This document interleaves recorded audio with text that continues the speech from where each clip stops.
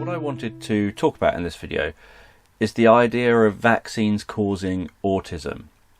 Now, this is something that people say to me frequently. I have done radio phone-ins where members of the public are calling in to ask me questions about autism.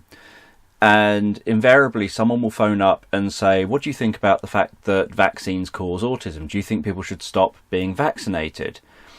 And I always point out to them very bluntly that that is complete rubbish. There is no evidence for vaccines causing autism. There's overwhelming evidence that vaccines don't cause autism.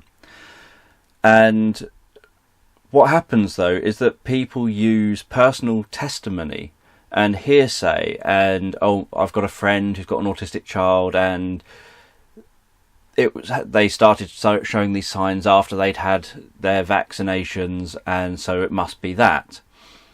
And that's obviously evidence, but it's pretty poor evidence, because personal testimony obviously can be wrong, we can be flawed as people, so that's a good reason to then think, oh, we need to investigate this. You know, if 100 people said our children had this vaccination and they're now autistic, then the right thing to do from the scientific community is to investigate that, see if there's any validity to the claim. And that's what the scientific community has done repeatedly, over and over and over and over again, with huge studies.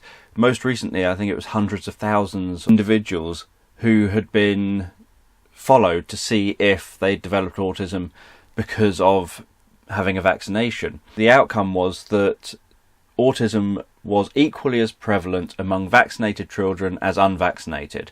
There are also countries like Japan where, for example, they don't have the MMR jab, and rates of autism are the same as they are with the rest of the world. And there's also an entire generation of people who are adults who are autistic, who were born long before and grew up long before the MMR jab came in. So the arguments that vaccines cause autism, I find kind of, well, it really irritates me, because it's saying, oh, something's obviously wrong with you because of a jab or something. And being autistic, you are born autistic. You don't become autistic. It's not something that as you grow up, at some point you just suddenly become autistic, whether it's because of an injection or because of bad parenting or because of any number of other reasons people have said over the years.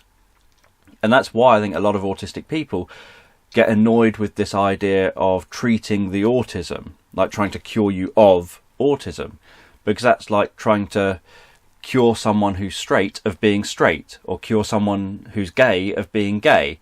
You just can't do it. People are born a certain way, and your brain is destined to be developing down a certain track from birth. It's a neurodevelopmental condition. Your brain develops in a certain way, so from birth you're born destined to be autistic. And it just happens that the signs of autism start to show around the same kind of time as you have your injections. And part of that is because that's when you start socializing a bit more, interacting socially a bit more with your parents and with siblings and what have you. But also that seems to be the kind of time that if you're going to regress, so obviously some autistic children have regressive behaviours, they appear to be developing normally or above average, and then suddenly they regress and maybe become non-verbal or whatever it happens to be. That again happens as the brain's doing its changing. You know, you go through stages. One thing I find is that, for example, I've spent 20 odd years working within mental health, working within family therapy type settings, doing lots of training around that.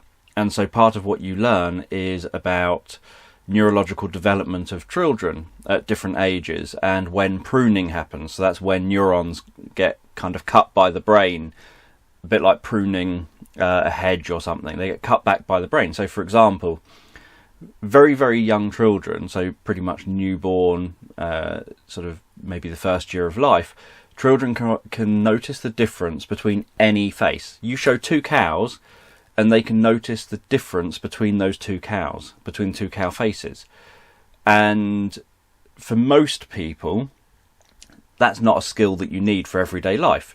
So pruning happens in your brain when you're really, really young, that says, just notice the difference between human faces. You don't have to notice the difference between dog faces and cow faces and cat faces.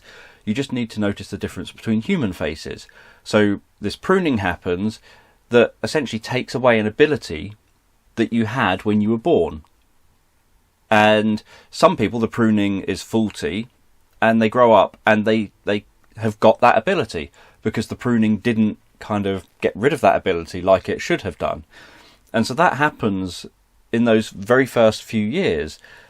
And this is kind of what happens with regressive autism, that pruning is suddenly happening where someone's got an ability, but obviously if you suddenly cut the kind of cord, so to speak, to that ability, you can suddenly regress.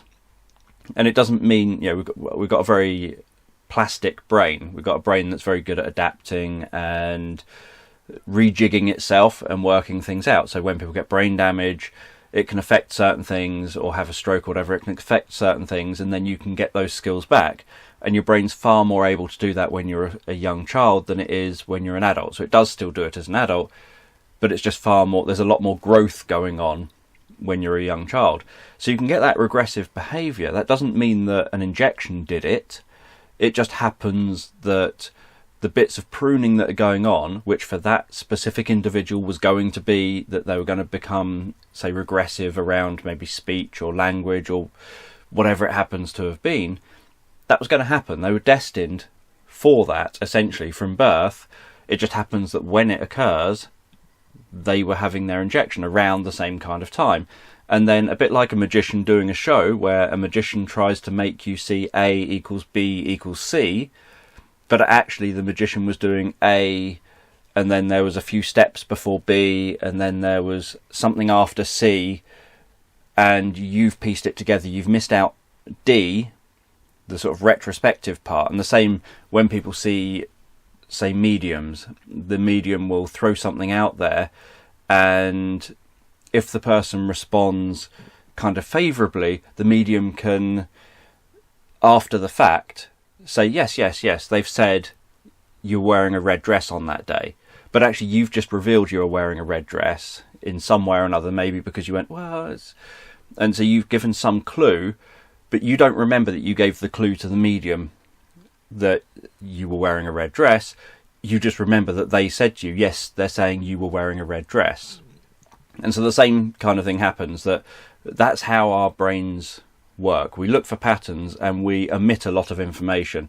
So it's very easy to see A equals B equals C. So it's very easy to see child developing normally, injection happened, child regressed, without seeing that maybe the regression started slightly before the injection. But you don't remember that because it wasn't so pronounced, and the key incident was they were stabbed with a needle, and then that's a memory. That's like a marker point. You remember that, and then you remember noticing, oh, they're not progressing like they were doing so well, and now they're not. So there's that kind of thing that goes on, where our memories, when we look back on things, we see things out of sequence. We see things, even quite recent memories. You can see things out of sequence. You can see things that perhaps did overlap a bit, as somehow one caused the other. You can see things kind of where you're missing a stage that you haven't noticed. So our own personal testimony can be quite flawed, and our own personal kind of memories can be quite flawed. And I'd prefer people just to look at me as Dan Jones. I'm autistic, so I don't mind if people think of me as being autistic or not, but I'm autistic, I'm just Dan Jones, and I don't want people to be saying, so was it because you had bad parenting? Was it because you had an injection when you were a child? Was it because of this reason, like a vitamin deficiency or something? Was it because of that reason? What I want is people just to see it as, I'm Dan Jones, and this being is who I am. And part of being me is that I'm autistic. And I was born autistic. I was destined to be autistic before I popped out of my mum. and I will die autistic.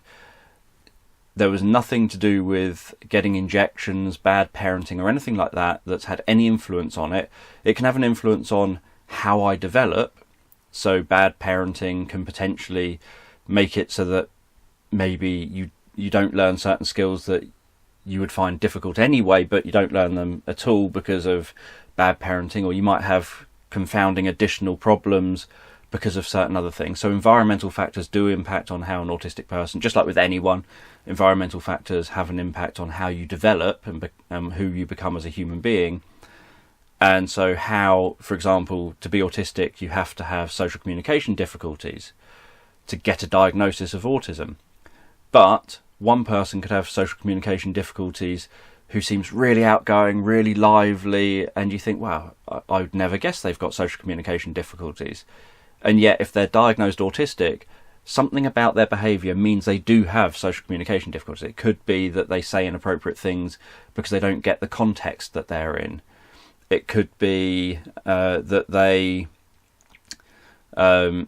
someone could be autistic and they're really shy, and so they have communication issues there. So over on my website, danjoneshypnosis.com, I've got links down in the description to a blog post I've written about this issue, where I've got the links to different research, different information, so that you know, obviously this is just a video and it's a short video. I'm not saying, and here's the research for this and here's the research for that. You can go and do your own research. You can look up what the actual science says and see what I'm saying about this topic. But it's something that I'm quite passionate about, because it does annoy me that a lot of people end up suffering illnesses that are preventable, like measles and mumps, etc., because of not being given an injection, because someone is scared that the injection is going to cause autism.